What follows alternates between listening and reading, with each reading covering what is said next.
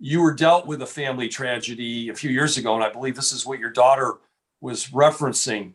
Relative, Dad, you can't fix this. We've got to learn to cope and to Yeah. deal with this. And to what degree you're comfortable sharing your loss and how it's affected you, your family, your perspective on life now, Scott. Maybe we should just talk to that topic just for a couple minutes here and then move into your current venture and what are some of the things that you're doing to help others today and things. But what about that discussion with your daughter, and how can we bring that more out for our listeners for today in whatever way you're comfortable? Well, it was interesting. So, being your background tied to the financial industry and my background for 35 years being in the financial industry, you'd call it you've sort of reached stardom, if you will.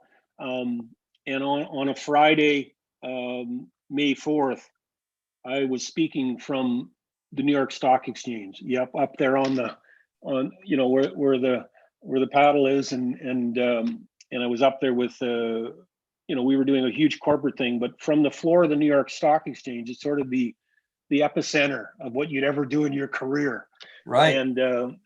And from there, my wife and I flew back to Toronto later that day, and we talked to our son Spencer, who lived in Calgary, and then unfortunately we lost Spencer the next day on May 5th, and it was just like, he was 23 years of age, had the world, everything, and it's like, and he was an athlete, and he's very unfortunate. We hear about these kids training athletes that sort of just all of a sudden something gives out, and unfortunately Spencer had a irregular heart from birth that nobody knew about, and so he passed, and it was just like,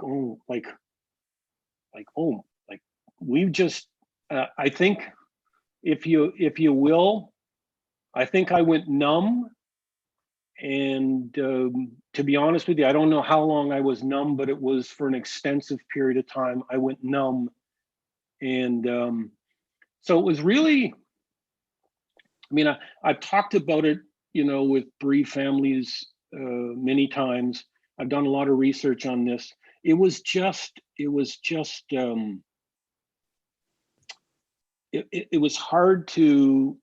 even hard to put in perspective as to how could this possibly happen when somebody's got their world in front of them. I think you had met Spencer on a few occasions. He had a grin, the size of New York City. It's just huge grin, and loved life and everything like that. So, and listen, there isn't, people say, you get over things. No, you don't. No, you don't. There people say, do I miss him daily?